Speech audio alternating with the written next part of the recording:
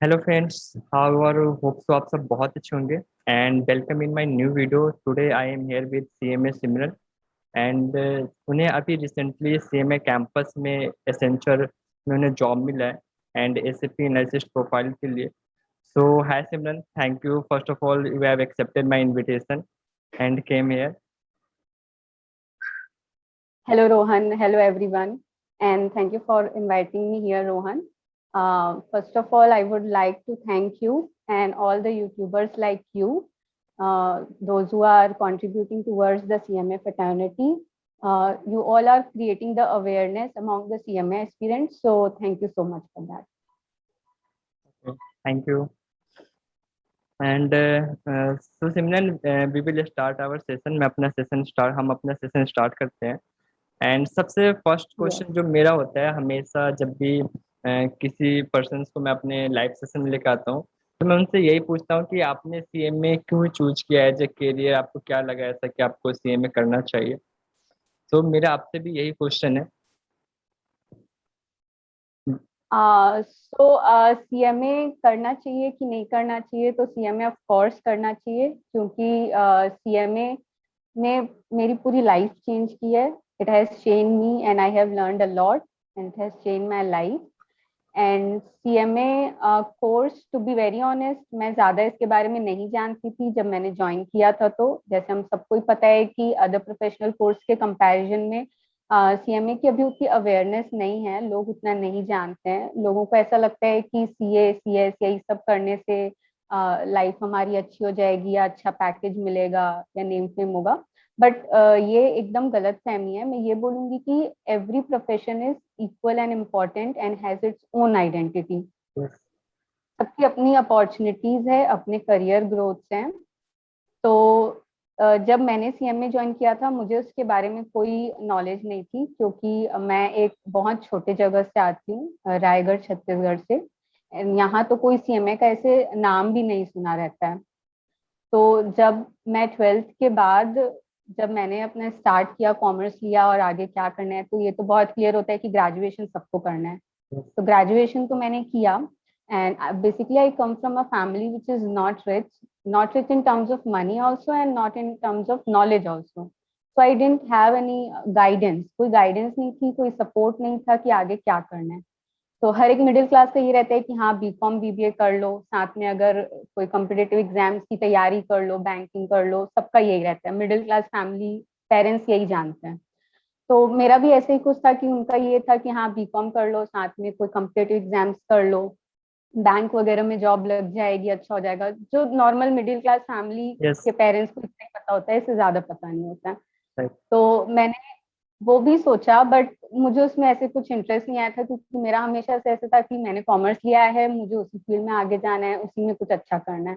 But एक right guidance नहीं थी, जिसकी वजह से मुझे थोड़ा सा लेट हुआ. जब मैं अपने बीकॉम ग्रेजुएशन फाइनल ईयर में थी, तब मतलब मैं बहुत ज्यादा कंफ्यूज थी कि क्या करना चाहिए. और कॉमर्स के बच्चों को जिनको गाइडेंस नहीं है, तो या तो वो एमबीए के लिए सोचते हैं, मतलब एकदम कॉमन, मोस्ट कॉमन एमबीए. मैंने उसके बारे में भी रिसर्च की, बट मुझे उतना, मतलब वो उतना अट्रैक्टिव नहीं लगा एमबीए. लाइक वही है कि आपको एमबीए करना है, एक अच्छे कॉलेज से करना है, तो आपके पास उसकी फाइनेंशियल स्टेबिलिटी भी चाहिए इन्वेस्ट करने के लिए. यस। तो मुझे मेरी टीचर, जहाँ से मैंने फाइनल ग्रेजुएशन की क्लासेस ली थी, तो मुझे, मैंने ऐसे डिस्कस किया एक दिन कि मैं बहुत ज्यादा कंफ्यूज हूँ, मुझे आगे क्या करना चाहिए. तो मेरी टीचर ने कहा कि मुझे सीएमए कोर्स के बारे में बताया कि इतना इतना टाइम लगेगा आपको, 6 मंथ्स की ट्रेनिंग होती है, ओके। ये इन्वेस्टमेंट लगेगी आपको. तो मुझे बहुत अच्छा लगा सुन के इस कोर्स के बारे में. और जब मैंने घर में बताया इसके बारे में, तो मेरे घर में पता नहीं था सीएमए क्या होता है. उनका ये था कि तुम सीए कर लो ना, सीएमए क्यों करना है. तो ये भी बहुत दिक्कत आई थी उनको समझाने में कि राइट। करना है, सीएमए करना है. तो वो डे था जब मुझे सजेशन मिली कि मुझे सीएमए करना है. और आज का दिन है, I never look back, I am here as a CMA. और वो मेरा बेस्ट डिसीजन था लाइफ का, सीएमए कोर्स को चूज करना. सो सिमरन, एक्चुअली जैसा आपने बताया आप छत्तीसगढ़ से बिलोंग करते हैं, तो जब हम छोटे शहरों से या छोटे स्टेट से भी बिलोंग करते हैं जहाँ पे सीएमए कम्युनिटी काफ़ी कम है, जैसे अगर मैं बिहार की भी बात करूँ तो यहाँ पे बहुत कम स्टूडेंट है जो सीएमए कोर्स को ज्वाइन करते हैं एंड इस पार्टिकुलर लोकेशन या आप छत्तीसगढ़ से बिलोंग करते हैं तो वहाँ से सीएमए कंप्लीट करने में आपको उसमें भी चैलेंजेस आए होंगे कि क्लासेस से रिलेटेड अगर आपको कोई नोट्स चाहिए तो नोट्स की अवेलेबिलिटी नहीं है, तो उन सब चीज़ों को भी आपने प्रॉब्लम्स फेस किए होंगे। सो आप स्टूडेंट्स को बताओ कि आप जैसे हम किसी छोटे शहर से अगर हम चाहते हैं कि अगर हम वहाँ से हम अपनी सीएमए को कंप्लीट करें, हम फाइनेंशियली बहुत ज़्यादा स्ट्रांग नहीं है, तो हम किस तरीके से स्ट्रेटजी को फॉलो कर सकते हैं और हम कंप्लीट कर सकते हैं। हमें ज़रूरी नहीं है कि दिल्ली, मुंबई, चेन्नई या किसी मेट्रो सिटी में ही जाना है सीएमए करने के लिए। यस, मैं ये बोलूंगी कि आप कभी हमेशा ये मत सोचिए कि आप एक छोटी जगह से हो, वो सिर्फ हमारे एक माइंडसेट का लिमिटेशन ही होता है। जैसे मुझे ये हार्डशिप आई थी कि मैं रायगढ़ से हूँ और पूरे छत्तीसगढ़ में मुश्किल से एक कोचिंग, मतलब एक ही जगह पे कोचिंग है जहाँ पे सीएमए की क्लासेस होती है। और मैं अपने घर में जब मैंने बोला मुझे बाहर जाके पढ़ना है, तो वो भी थोड़ी सी प्रॉब्लम आई थी क्योंकि मैं बहुत एक ऑर्थोडॉक्स फैमिली से आती हूँ और मैं अपने घर की पहली लड़की थी जिसने कन्विंस करके घर से बाहर पढ़ने की मतलब विश रखी थी। तो उसमें भी मुझे बहुत हार्डशिप्स आए थे, वो अलाउ नहीं कर रहे थे पहले तो, बट फिर भी मैंने वो टैकल किया। और जैसे अगर फाइनेंशियल स्टेबिलिटी नहीं थी तो आफ्टर 12th ही मैंने टीच करना स्टार्ट कर दिया था टू सेव सम मनी, क्योंकि मुझे पता था कि आफ्टर ग्रेजुएशन कुछ तो करना ही है। तो इसीलिए मतलब मैं पूरे सीएमए जर्नी तक के मैं कोचिंग क्लासेस के साथ साथ मैं पढ़ाती भी थी, मैं क्लासेस भी लेती थी, क्योंकि ऑब्वियसली मुझे कुछ अच्छा करना है तो वहाँ स्ट्रगल चाहिए ही। तो इसीलिए अगर आपको कुछ करना है तो आपको अपने कंफर्ट जोन से तो ऊपर आना ही पड़ेगा। और हाँ, दिक्कत आती थी क्योंकि ये छोटा जगह है तो यहाँ उतने रिसोर्सेस नहीं है, लिमिटेड रिसोर्सेस है। जैसे मैंने बताया कि एक या दो ही जगह यहाँ पे कोचिंग हो पाती है करके, तो वो सब चीजें बहुत दिक्कत थी। सो बहुत अच्छी बात है। एक्चुअली क्या होता है, बहुत सारे स्टूडेंट्स क्या होता है प्रॉब्लम्स को देख के चल कहते हैं नहीं यार चलो जाने दो, कुछ नेक्स्ट ऑप्शन कर लेते हैं, बट उस प्रॉब्लम को फेस करके उससे बाहर आना एंड अपनी जो डिजिग्नेशन मतलब जो आपकी टारगेट जो डेस्टिनेशन थी आपने उसको कंप्लीट किया, ये अपने आप में एक मायने रखता है। हाँ, और आजकल तो इतने सारे रिसोर्सेज हैं, मतलब यूट्यूब है, लिंक्डइन है। जैसे आप यूट्यूबर्स हैं, आप इतनी क्रिएट करने अवेयरनेस, और जैसे और भी बहुत सारे यूट्यूबर्स हैं, टीचर्स हैं। तो जैसे अगर कुछ लगता था कि हाँ ये चीज हमें यहाँ अच्छे से नहीं प्रोवाइड हो पा रही है, तो फिर हम उनके वीडियो देख लेते थे, लेक्चर्स देख लेते थे। तो ये सब चीज भी बहुत हेल्प करा। जैसे लिंक्डइन है, लोगों से कनेक्शन बनाने के लिए बहुत हेल्प करता है। तो मेरे हिसाब से ये सब चीजें हम लोग को करनी पड़ेंगी अगर हमें आगे कुछ करना है तो। डेफिनेटली। तो जब आप सीएमए जब आपने क्वालिफाइड किया तो वो मोमेंट आपके लिए कैसा था? मुझे पता है जब वो मैंने आप सीएमए, वर्ड्स में एक्सप्रेस नहीं किया जा सकता है, बट फिर भी आप कुछ बताओ, आपको कुछ अच्छा इंसिडेंस हुआ हो उसके बाद आपके साथ। हाँ, सीएमए हमेशा से ऐसा था कि जब मैंने ज्वाइन किया था तो ये था कि पीछे तो कभी नहीं देखना है, आगे ही जाना है चाहे जैसा भी हो। मुझे भले ही नहीं पता था कि सीएमए के बारे में ज्यादा, या आगे जाके सीएमए का काम क्या होता है मुझे कुछ अच्छे से नहीं पता था, बट मैंने माइंड में यही रखा था कि ये कोर्स है, करना है। और जितने लोग बोलते हैं कि सीएमए से अच्छी लाइफ नहीं अचीव कर सकते हैं, उनको गलत प्रूव करना है। तो मेरे और अंदर वो सिर्फ एक हंगर था जो मुझे लोगों को गलत प्रूव करना था। मतलब मुझे सीएमए बनने की खुशी तो हुई, बट उससे ज्यादा खुशी ये हुई कि मैंने खुद को प्रूव किया और लोगों को प्रूव किया कि नहीं, आप हर एक प्रोफेशनल कोर्स में वो पोटेंशियलिटी है कि आप आगे कुछ अच्छा कर सकते हो और वो आपको अच्छी लाइफ दे सकते हैं। तो सिमरन आपके सारे एग्जाम्स फर्स्ट अटेम्प्ट में क्लियर हुए थे या फिर आपको कहीं डिफिकल्टी फेस करना पड़ा? नहीं, मेरे सारे एग्जाम्स फर्स्ट अटेम्प्ट में क्लियर हुए थे। मैंने जैसे ग्रेजुएशन के बाद ज्वाइन किया था तो फाउंडेशन तो देना नहीं पड़ा था, तो मैंने ओके। इंटर और फाइनल एक एक बार में, हाँ फाइनल में मैंने बोथ ग्रुप दिया था कोविड की वजह से। मतलब जब वो अटेम्प्ट इंक्रीज होते जा रहे थे तो मैंने बोथ ग्रुप तो कर लिया था। आप कोई स्ट्रेटेजी स्टूडेंट्स के साथ शेयर करना चाहोगे कि कैसे वो फर्स्ट अटेम्प्ट में सीएमए को कंप्लीट कर सकते हैं? हाँ, पहली बात तो जैसे अटेम्प्ट, जैसे अभी इस कैंपस में देखा कि मल्टीपल अटेम्प्ट के बाद भी लोगों की इतनी अच्छी जॉब लगी है सीएमए में, क्योंकि आई बिलीव कि a person should have the balance between the skills and the knowledge. तो अटेम्प्ट्स तो मैटर करती हैं, वो बात है, बट इस कैंपस में देखा कि अटेम्प्ट्स मैटर नहीं भी करते हैं। बट हाँ, अगर जैसे फर्स्ट अटेम्प्ट की बात आई तो मेरा ऐसा था कि मुझे बहुत टाइम कॉन्स्टेंट भी था, जैसे मैंने ग्रेजुएशन के बाद ऑलरेडी लेट स्टार्ट किया था ये चीज, तो मेरे माइंड में हमेशा एक ही चीज होती थी कि एक बार में ही करना है जो करना है, ऐसा था। तो मेरी स्ट्रैटेजी ये रहती थी कि जैसे अगर कुछ भी पढ़ा है तो मैं पूरे नोट्स बनाती थी, क्योंकि एट द लास्ट हमें रिवीजन उसी से ही करना है, क्योंकि बहुत टाइम कंज्यूमिंग हो जाते हैं, क्योंकि फिर कोर्स बहुत वास्ट होता है सीएमए का। और हमेशा ये स्ट्रैटेजी होती थी कि स्कैनर्स तो सॉल्व करने ही है, क्वेश्चन पेपर लास्ट ईयर के एमसीक्यूज अच्छे से करने हैं। प्लस मुझे जिस टॉपिक में लगता था कि ये टॉपिक ज्यादा मतलब क्वेश्चंस या वेटेज रखता है, मैं उसके उसके लिए और गूगल से या यूट्यूब से मैं और रिसर्च करती थी, और उस टॉपिक पे मैं ज्यादा प्रैक्टिस करती थी। Yes. और हमेशा कंसिस्टेंसी, मतलब मेरा ये रहा है कि I have been always been a consistent player. मैंने कभी ऐसा सीएमए कोर्स में बिल्कुल भी अपना केयरलेसनेस नहीं दिखाई, मतलब पूरा मैंने अच्छे से कंसिस्टेंट रहा है, चाहे वो दिवाली हो, चाहे वो होली हो, चाहे वो कोई भी दिन हो। इवन मैं लास्ट टाइम में दिवाली वाले दिन भी बैठ के, मुझे याद है मैं ग्रुप 4 के सीएफआर के क्वेश्चंस बना रही थी, क्योंकि मेरे दिमाग में यही होता है कि कंसिस्टेंट रहना है, चाहे आधा एक घंटा पढ़ना है बट पढ़ना है देखो सिमरन, रोज। आपने इतना हार्ड वर्क किया है, इतनी कंसिस्टेंसी दिखाई है, तभी आज आप वहाँ पे हो जहाँ पे आपको होना चाहिए। जी सो सिमरन, जब आप सीएमए क्वालिफाइड कर गए थे, then your next target is कि आपको एक जॉब लेनी है, एंड फिर आपने कैंपस के जी। लिए प्रिपरेशन किया होगा। तो आपने किस किस एरिया पे फोकस किया कैंपस के लिए? बिकॉज हमें स्टार्टिंग में मालूम नहीं होती कौन कौन सी कंपनी पार्टिसिपेट करने वाली है, एंड फिर उस समय आपने क्या स्ट्रेटेजी फॉलो किया, और जब आपको मालूम चला कि आपकी किस किस कंपनी में शॉर्ट लिस्टिंग हुई है, तो फिर आपने किस तरीके से उसके ऊपर रिसर्च किया? कैंपस का तो ऐसा था कि जब हम लोग का रिजल्ट आया, फिर हम लोग के ओरिएंटेशन चल रहे थे, तो ओरिएंटेशन में भी उन लोग गाइड तो करते ही हैं, बट आई थिंक कि ऑफलाइन ओरिएंटेशन ज्यादा बेटर होती है ऑनलाइन ओरिएंटेशन के लिए, मतलब उतना एड ऑन नहीं हो पाता ऑफ ऑनलाइन का। Yes. बट थोड़ा सा गाइडेंस तो मिल ही गया था कि हाँ ऐसे टाइप की चीजें होती हैं, ऐसे टाइप के क्वेश्चंस पुट हो सकते हैं सब्जेक्ट वाइज।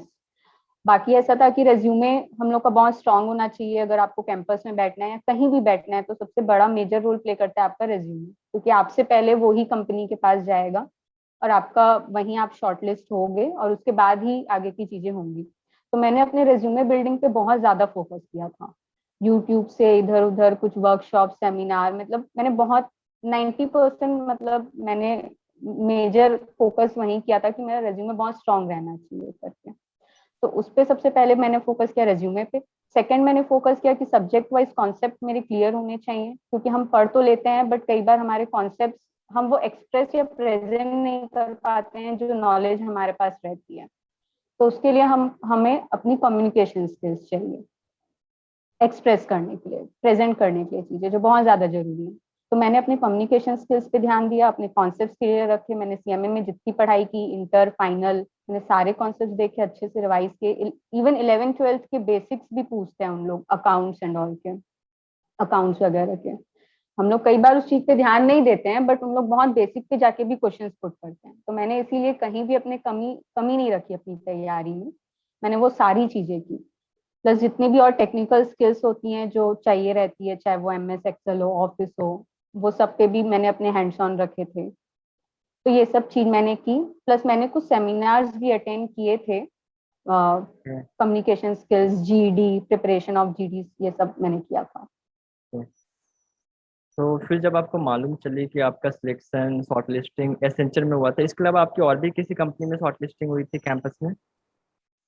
हाँ, मेरी शॉर्टलिस्टिंग ऑलमोस्ट हर कंपनी में हुई थी, okay. Kalpataru, Invenio, CEAT tyres, Accenture, almost हर एक कंपनी में मेरी हुई थी shortlisting. But as Accenture was the one to take the interviews, तो मैं उसमें मैंने पार्ट लिया और मैंने इंटरव्यू दिया, और उसी दिन सिलेक्शन होने के बाद मेल आ गया था कि यू हैव बीन सिलेक्टेड करके, तो इसीलिए फिर दूसरी कंपनीज में बैठने का मौका नहीं मिल पाया। ओके। बाकी हाँ, उसी दिन मैं दूसरे कंपनीज के जीडी वगैरह भी दी थी, और दूसरे कंपनीज के मैंने एग्जाम्स वगैरह भी दिए थे पार्ट राउंड 2 में जाने के लिए, ऐसा था।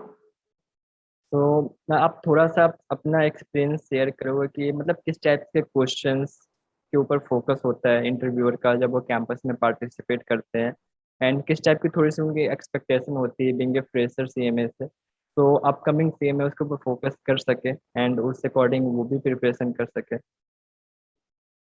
बीइंग अ फ्रेशर कैंपस में उन लोग हमसे ज्यादा कुछ एक्सपेक्ट नहीं करते हैं कि हमको एकदम डीप नॉलेज होगी चीजों की, but at least they expect us from us that we are clear with our concept, और हमारे पास बेसिक चीजें हैं, बेसिक स्किल्स हैं कि हम चीजों को प्रेजेंट कैसे कर पा रहे हैं। वो हमारा कॉन्फिडेंस ही चेक करते हैं, मेनली वो हमारा कॉन्फिडेंस चेक करते हैं, और हम वो कौन सी प्रोफाइल हमें ऑफर कर रहे हैं वो भी मैटर करती है। उनका जो जॉब डिस्क्रिप्शन होता है वो रीड करके उसके हिसाब से फिर प्रिपरेशन होती है। जैसे मेरा जो जॉब रोल था वो एसएपी फाइनेंशियल एनालिस्ट का था, तो इसीलिए मैंने जो अपनी प्रिपरेशन की थी वो मैंने उस हिसाब से की थी कि what is SAP and I as Accenture is an IT sector company, तो मैंने कुछ कुछ टेक्नोलॉजीज के रिलेटेड और ये सब भी मैंने थोड़ा सा प्रिपेयर कर लिया था कि लेटेस्ट टेक्नोलॉजी क्या चल रही, मतलब अगर आईटी सेक्टर के रिलेटेड अगर क्वेश्चंस पुट करते हैं तो। और बाकी तो वो वही पूछते हैं जो हमारे रेज्यूमे में हमने मेंशन किया है। मेरे 2 राउंड हुए थे, पहला टेक्निकल और दूसरा एचआर। तो टेक्निकल में बेसिकली वो पूरा वही पूछते हैं हमारे सब्जेक्ट्स के रिलेटेड, हमारे आर्टिकलशिप एक्सपीरियंस के रिलेटेड, और हमने जो भी रेज्यूमे में मेंशन किया है उसके रिलेटेड। तो मुझसे क्वेश्चन किया था आर्टिकलशिप के रिलेटेड, और मुझसे क्वेश्चन किए थे इंडेस वगैरह, इंडेस और accounts, 11th 12th account, CFR, ये सब पे ज्यादा फोकस किया था। ओके, तो सिमरन एक क्वेश्चन मैं और भी पूछूंगा। इंटर्नशिप के रिलेटेड आप स्टूडेंट्स को क्या सजेस्ट करना चाहोगे कि आपके अकॉर्डिंग फॉर्म अच्छा है या फिर किसी कॉर्पोरेट में उन्हें ट्रेनिंग के लिए जाना चाहिए, एंड कितने पीरियड उन्हें एटलीस्ट देना चाहिए इन ट्रेनिंग आवर में? आर्टिकलशिप का ऐसा है कि बहुत ज्यादा इम्पोर्टेंट है कि आप आर्टिकलशिप करें, चाहे वो जहां से भी हो, चाहे आप फर्म से करें, चाहे आप किसी कंपनी से करें, कॉर्पोरेट सेक्टर से करें। मेरा यही एडवाइस रहेगा कि अपकमिंग को सीएमएस को सॉरी आर्टिकलशिप करना ही चाहिए, क्योंकि वो बहुत ज्यादा एक्सपीरियंस देता है, ग्रोथ अपॉर्चुनिटीज देता है। और अगर आप जाते हैं किसी भी कॉर्पोरेट में या इंटरव्यू में बैठते हैं, तो वो एटलीस्ट इतना आपसे एक्सपेक्ट करते ही हैं कि आपको कुछ चीजें तो आती होंगी, कुछ तो आपने किया होगा। लाइक पहले 6 मंथ्स की मैंडेटरी थी ट्रेनिंग, अब 15 मंथ्स की मैंडेटरी है। तो मैं इतना बोलूंगी कि मैंडेटरी पीरियड तो ट्रेनिंग आप करना ही चाहिए। अगर आप एक्स्ट्रा और करना चाहिए, आपके पास टाइम कॉन्स्टेंट नहीं है, टाइम आपको परमिट करता है अपने स्टडीज के बाद भी, तो आपको जरूर आर्टिकलशिप करनी चाहिए। एंड फर्म में कैसा होता है कि फर्म में कुछ न्यू चीजें ज्यादा सीखने को मिलती हैं, और कॉर्पोरेट में ऐसा होता है कि मोनोटोनस काम हो जाता है, वही वही आप रिपीट करेंगे। ये मेरा पॉइंट ऑफ व्यू है, जहां तक मैंने देखा है, मैंने एक्सपीरियंस किया है। कुछ और भी हो सकता है, बट मेरे हिसाब से मैंने यही देखा है कि सीएमए फर्म्स में जैसे हमें और भी बहुत सारी न्यू न्यू चीजें लर्न करने को मिलती हैं, मतलब आप रेस्ट्रिक्ट नहीं होते हो चीजों को लेकर। राइट। सो आप कुछ ऐड ऑन करना चाहते हो अपने साइड से तो आप कर सकते हो। मैं सारे सीएमएस को, सीएमए एस्पिरेंट्स को, और जितने भी सीएमएस हैं जो जॉब हंट कर रहे हैं, मैं यही बोलूंगी कि आप कभी भी डिसअपॉइंट मत होना कि हमारे अटेम्प्ट्स लगे हैं, हम आगे नहीं बढ़ सकते हैं या ऐसा कुछ, ये कुछ मैटर नहीं करता है। और हमेशा आप याद रखना कि जो हमारे the comebacks are always, the comebacks जो होते हैं हमारे, they are always greater than the setbacks. तो अगर आपने मन में कुछ ठान लिया है कि वो करना है, तो वो करना ही चाहिए, it will be worth of. तो इसीलिए, और हम हमेशा अपनी कम्युनिकेशन स्किल्स पे और नॉलेज के साथ स्किल्स, अपने पर्सनालिटी डेवलपमेंट पे बहुत ज्यादा ध्यान रखना चाहिए, क्योंकि सिर्फ आप पढ़ के सिर्फ डिग्री ही होना बहुत ज्यादा जरूरी नहीं है। कितने लोग हैं आज जिनके पास डिग्री है बट उनके पास जॉब नहीं है, या they are not able to find the job. तो इसीलिए सिर्फ सीए, सीएमए, सीएस लगा देने से ऐसा अगर जॉब मिल जाता है होगा, तो वो एक गलत फहमी है। आपके पास स्किल्स भी होनी चाहिए, आपको वर्क भी करना चाहिए अपने ऊपर। तो थैंक यू, एंड यहाँ पे हमारी सेशन कंप्लीट होती है। तो होप सो स्टूडेंट्स को काफ़ी अच्छा लगे ये सेशन, एंड उन्हें बहुत मोटिवेशन भी मिले। Yes, thank you, Rohan, and I want to thank every YouTuber like you, संकेत पंडित, and everyone जो इतना मेहनत कर रहे हैं, एफर्ट्स डाल रहे हैं और इतना कंट्रीब्यूट कर रहे हैं सीएमए फेटर्निटी पे, अवेयरनेस ला रहे हैं। बहुत ज्यादा अच्छा लगता है जब भी ऐसे गाइडेंस की जरूरत होती थी, जब हम भी ऐसे सीएमए करते थे तो हम आप लोग के चैनल्स देखते थे, हमें भी ऐसा लगता था कि एक दिन हमें भी ऐसे कोई इनवाइट करे सीएमए की सक्सेस स्टोरी हम भी शेयर कर पाए, हम भी रहें उस साइड कैमरे के। तो ये भी बहुत अच्छा लगता है कि आप लोग इतनी मेहनत करते हैं, तो thank you so much. Thank you, thank you. तो bye, take care and hope so कि आपके लाइफ में अचीवमेंट्स एंड आते रहे। आई वांट टू चाहती हूँ कि जितने भी सीएमए एस्पिरेंट्स हैं और जितने भी सीएमए जो जॉब हंट कर रहे हैं, क्वालिफाइड सीएमए, उन्हें कभी भी कुछ भी डाउट होता है तो वो मुझसे कनेक्ट कर सकते हैं लिंक्डइन के थ्रू या कैसे भी। I will be always happy to help them. और मैं यही बोलना चाहती हूँ कि सफलता एक दिन में तो नहीं आती है, पर अगर ठान ली जाए तो सफलता एक दिन जरूर मिलती है। Thank you. Thank you Simran, and hope so कि आप अपने लाइफ में अचीवमेंट्स लेते रहो और हम आपको बार बार अपने यूट्यूब चैनल पे बुलाते रहें। एंड थैंक यू, डेफिनेटली बहुत अच्छा लगा आपकी सीएमए जर्नी सुन के। एंड आपने मतलब काफ़ी अच्छा किया। बहुत बहुत कम, स्पेशली मैं गर्ल्स के बारे में बोलना चाहूँगा, उनके पेरेंट्स इतने अलाउ नहीं करते, उनको फ्रीडम नहीं देते। सो अगर आप अपने बच्चों को फ्रीडम दोगे तो डेफिनेटली वो लाइफ में अच्छा करेंगे। एंड हर लड़की में भी उतना ही पोटेंशियल है जितना किसी लड़के में। तो आप कभी भी अंडर एस्टिमेट मत करो किसी को। सो होप सो सब यस, जो भी वीडियो देख रहे यही हैं। प्रॉब्लम मेरे साथ भी आई थी बीइंग अ गर्ल, और भी बहुत सारे गर्ल्स ये रिलेट कर पाएंगे कि या बहुत ज्यादा प्रॉब्लम आती है गर्ल्स को, तो स्पेशली गर्ल्स को बहुत ज्यादा प्रॉब्लम आती है घर में समझाने के लिए और सोसाइटी को समझाने के लिए। लाइक अगर पेरेंट्स मान भी जाएं तो सोसाइटी उनको बोल बोल के आधा तो वो कर देते हैं कि आपने अपने बच्चे को बाहर पढ़ने के लिए भेजा है, पता नहीं वो राइट ट्रैक पे हैं कि नहीं है। तो पेरेंट्स भी कभी कभी डिमोटिवेट हो जाते हैं, और वो जब हमें बताते हैं तो हमें भी लगता है कि पेरेंट्स इतना फेस कर रहे हैं तो हमें अच्छा ही करना है करके। तो मैं यही बोलूंगी कि कभी होप लूज ना करें, गर्ल्स स्पेशली आगे बढ़ के दिखाएं। Okay, thanks Simran, bye, take care. Thank you.